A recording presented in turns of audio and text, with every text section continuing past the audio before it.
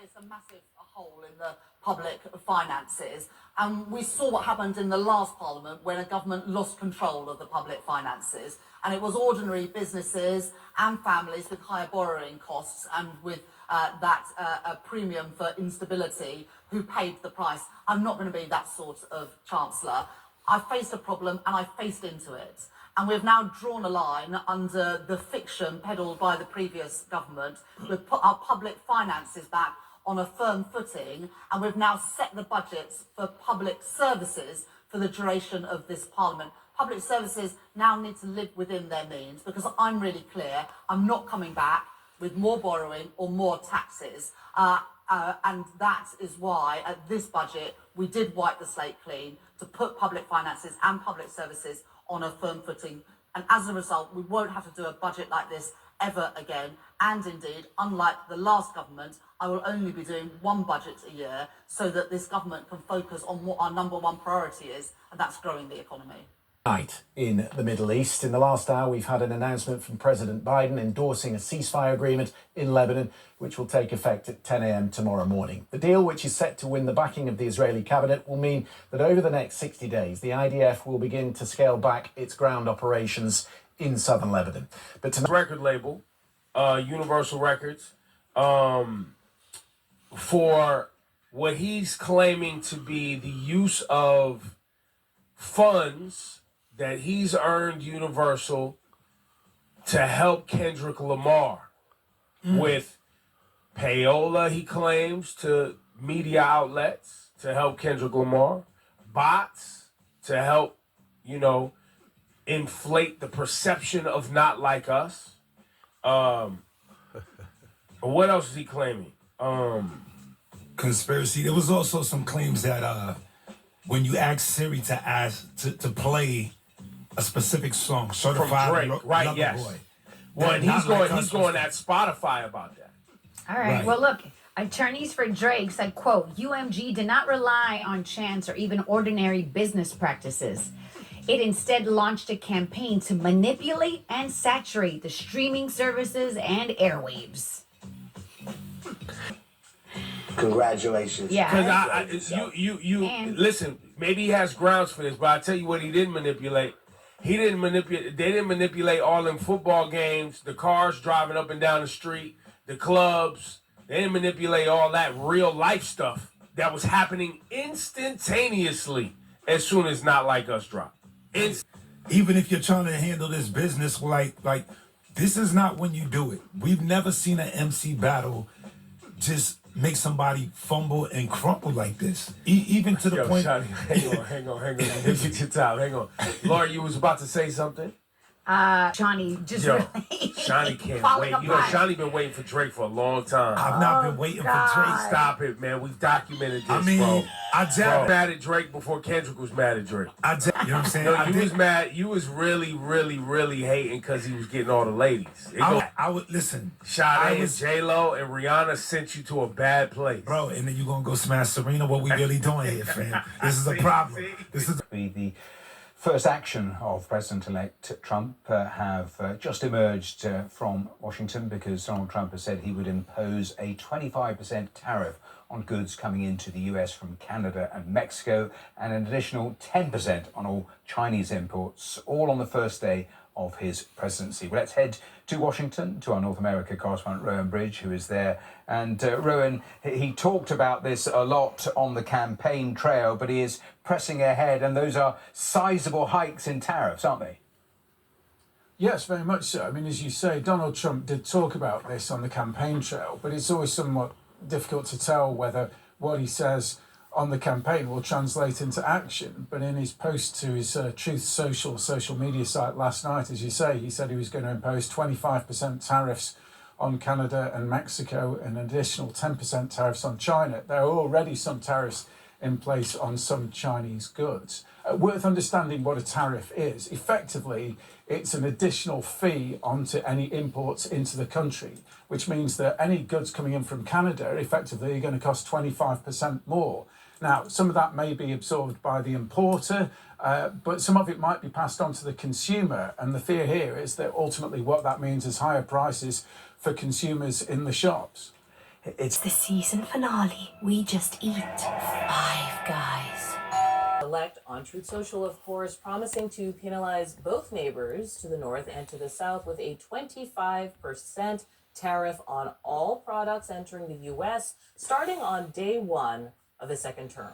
Trump also vowing financial vengeance on China with a 10% tariff on top of all the other tariffs already in place against Beijing. CNN economics commentator Catherine Rampell joins us in the fifth seat. And Catherine, I want to start with your initial reaction to this 25%, because it's not unexpected, right? We've been hearing that tariffs would be coming with the Trump administration. I mean, it is not unexpected in a sense. It may be unexpected to Americans who thought Trump was going to lower their prices. Because if you voted for Trump because you thought he was going to bring grocery prices down, I have some very bad news for you. A lot of our produce comes from Mexico. 2/3 of the tomatoes that Americans purchase are from Mexico. 90% of the avocados that they purchase are from Mexico, just to mention two examples. So that guac is definitely going to cost extra. If you voted for Trump because you thought he was going to bring down the cost of housing, a lot of our lumber, cement, other materials comes from Canada, which means that construction costs are going to go up. Not to mention all of the ways he's going to roil the U.S. auto industry, because a lot of autos cross borders in North America multiple times before they're ultimately finished and sold to consumers. Not to mention the fact that a lot of U.S. manufacturers purchase inputs, intermediate goods like metals and cement and other things from Canada, from Mexico, and not to mention even the retaliation that we should expect.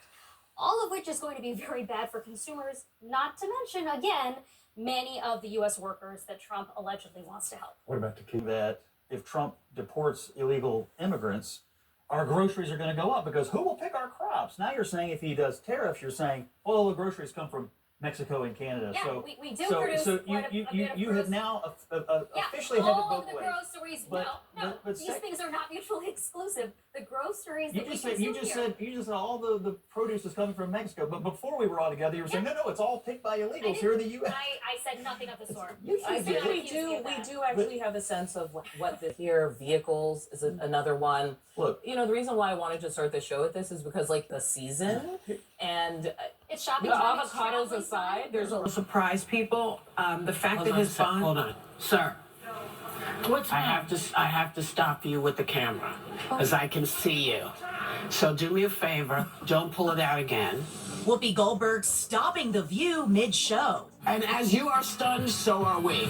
It all went down during Hot Topics as Whoopi's co-host Sunny Hostin discussed Donald Trump's ongoing legal issues. You should be angry. And, you know, I will say this, and I think it'll surprise people. The fact Hold that on, his bond. hold on. That's when the EGOT winner caught an audience member recording the show. So she took action to stop it. I have to stop you with the camera because I can see you. So do me a favor, don't pull it out again. I'd appreciate that. Thank you. Thank you. What was he doing? Recording. I like to be as surprised as you all are when I come back to work. This isn't the first time Whoopi shut down an interruption live on air. Excuse me! Ladies, excuse us. Let us do our job. In 2022, things went off the rails during a live interview with Ted Cruz, when protesters in the audience interrupted the senator's remarks with loud chants about climate change. In the United States, inflation has one cause and one cause only. It's just last year, the federal government took in $4 trillion in tax revenue. It's the most money in history we've ever taken in. The problem is we spent nearly... And Whoopi, she wasn't standing for it. Excuse me! Ladies, excuse us. Let us do our job. Demanding the release of Pakistan's jailed former Prime Minister Imran Khan have entered the outskirts of the capital, Islamabad, defying a police lockdown. Police have fired tear gas and rubber bullets while protesters have fought with sticks and slingshots on one of the main roads into the city. Both sides are claiming casualties. Let's get the latest from Caroline Davis, our reporter in Islamabad. Caroline, what is the latest on the protests? So the protesters have now managed to make some further progress into the city. They are now at an area called 0 Point, which means that they are about 7 to 8 kilometres away from the central point Dichuk, which is where we believe that the protesters are aiming to reach. over the course of overnight, that's when they first managed to enter into the capital. We've also heard from the Minister of the Interior here in Pakistan. He said that there had been an alternative venue had been offered to the protesters that had been refused, and instead the protesters were continuing on to Dichuk. Now, this protest, we've seen multiple different protests by PTI over the course of the last few months. One in early October as well also saw large amounts of the roads shut down, the internet cut, as we've seen again here today. But the difference at the moment seems to be that there seems to be even more pressure from Imran Khan's supporters to try to reach the centre. This has now been going on over the course of Sunday, Monday, now into Tuesday. And we know that one of the key, very vocal people as who were part of this protest is Bushra Bibi, Imran Khan's wife. She has been seen with the loudspeaker encouraging people to keep going.